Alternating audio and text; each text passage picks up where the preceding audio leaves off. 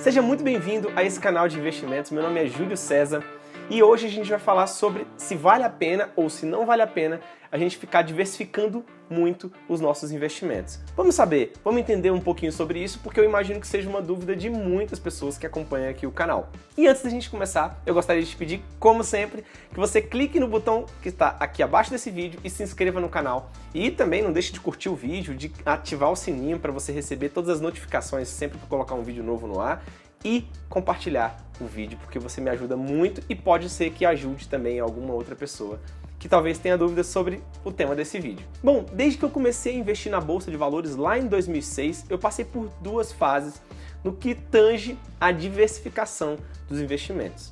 Em um primeiro momento, muitas pessoas falavam que era necessário que eu diversificasse muito o meu patrimônio para que eu não corresse tantos riscos.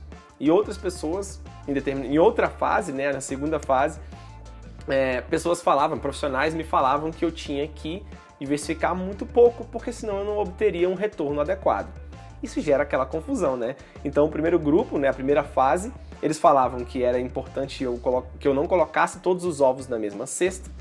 E nessa segunda fase, falavam que, na verdade, eu deveria colocar todos os ovos na mesma cesta e vigiar a cesta.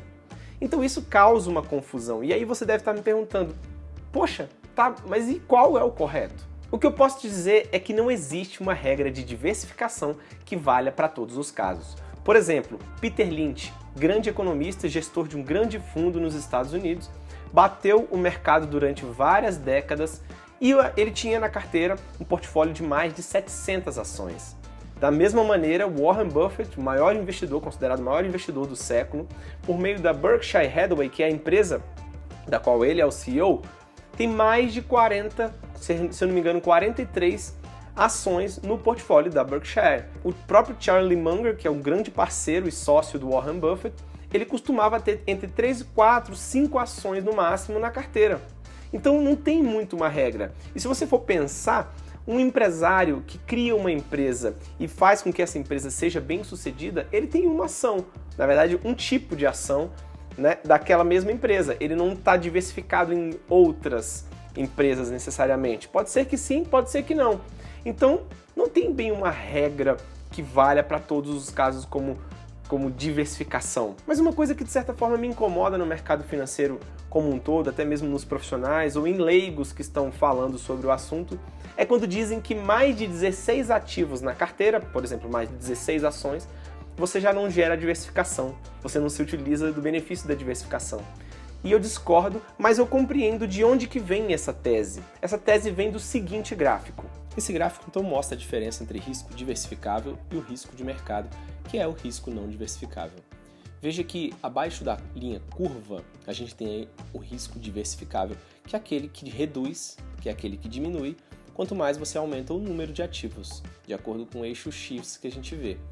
Agora, perceba que o risco não diversificável, que é o risco de mercado, independentemente do número de ativos, ele se mantém constante. Ou seja, quando você está em um determinado contexto, por exemplo, um país, você tem o mesmo risco não diversificável. No caso do nosso país, é o risco Brasil.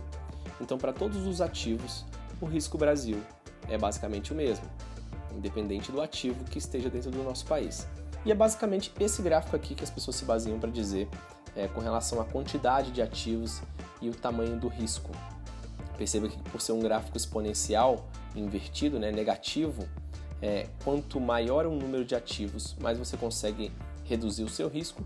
Em compensação, chega um momento em que a diversificação nesse contexto ela já não faz tanta diferença, conforme eu mostro nesse outro gráfico aqui, que é basicamente o mesmo gráfico. Veja que abaixo a gente tem uma faixa que é o risco não diversificável, mas a gente tem a linha exponencial, que é o risco diversificável.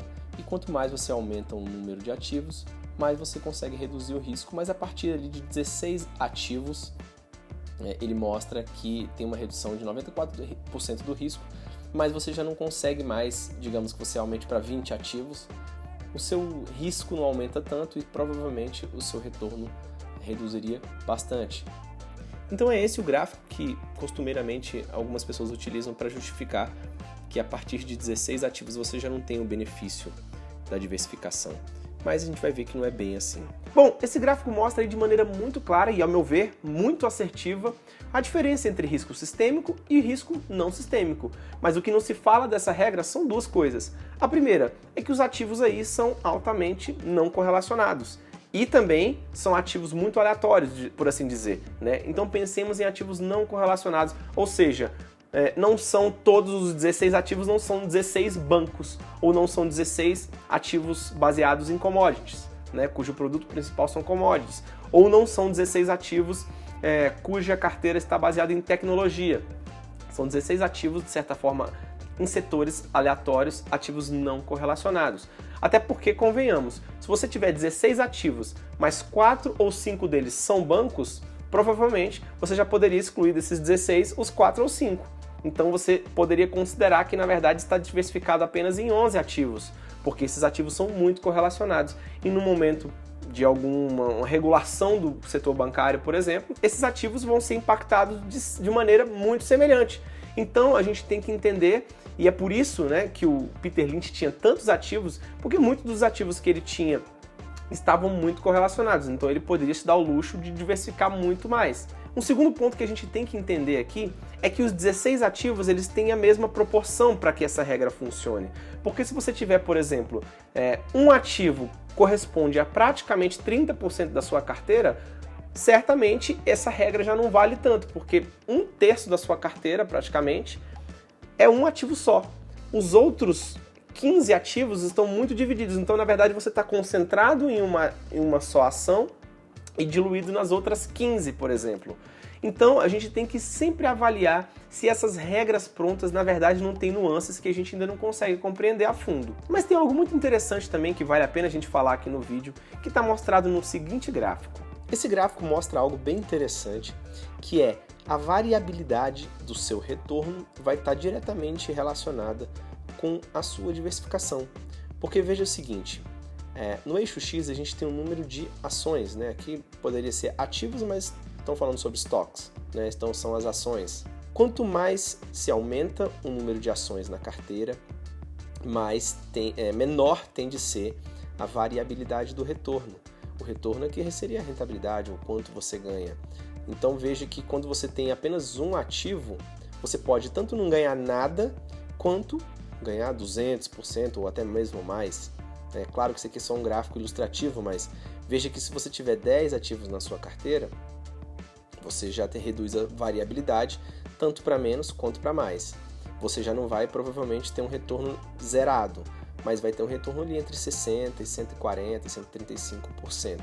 Já se você tiver uma carteira com 25 ações no seu portfólio, a variabilidade tende a ser ainda menor. Então veja que vai variar entre 80% e 120% e assim sucessivamente, né, tendendo ao infinito. Então veja que quanto mais ações você tem no portfólio, quanto mais ativos você tem na sua carteira, menor tende a ser a variabilidade do seu retorno, mais previsível ele tende a ser. Portanto, vale a pena ou não vale a pena a gente fazer a diversificação da nossa carteira?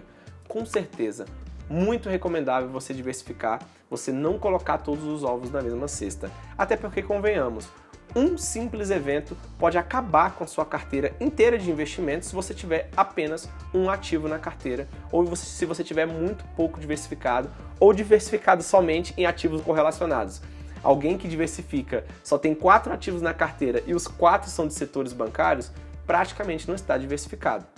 Então, isso é muito importante que a gente entenda. Se você quiser ter uma proteção de longo prazo, quiser investir para o longo prazo, é uma obrigação sua fazer uma boa diversificação da sua carteira, sempre entendendo a diferença entre ativos não correlacionados e a diferença entre ativos muito correlacionados. Agora, Júlio, mas eu estou começando agora, eu tenho muito pouco dinheiro para investir. Você acha que mesmo assim ainda vale a pena eu diversificar? Bom, se você está começando agora e aquele dinheiro, né, aquele valor que você vai começar a aportar, representa muito pouco do seu patrimônio atual, talvez não valha a pena você diversificar tanto assim, porque como eu mostrei no gráfico anterior, quanto mais você diversifica, menor é o seu retorno também. E se você está no começo do processo de acumulação, provavelmente o seu retorno vai ser tão pequeno que não vai ter um impacto, vai demorar muito para você ver um impacto na sua carteira. Então talvez É um único caso em que você talvez não precise diversificar tanto, é ali no começo, quando você tem pouco dinheiro e quando você ainda está, né, fazendo os seus primeiros aportes. A partir do momento que você já tem uma carteira maior, um patrimônio maior, ou então vai começar investindo um patrimônio já um pouco grande, vale a pena você diversificar, especialmente se a gente estiver falando de investimentos por longo prazo, investimentos com o método Buy and Hold. Bom, então era isso que eu tinha para falar hoje, espero que você tenha gostado desse vídeo. Coloca aqui embaixo um comentário dizendo por que você gostou, se fez sentido para você. E aí, também não deixe de se inscrever, não deixe de curtir aqui o canal, comentar, compartilhar o vídeo, todo aquele processo que você já conhece, você me ajuda bastante fazendo isso, tá bom? Grande abraço e a gente se vê no próximo vídeo. Tchau, tchau!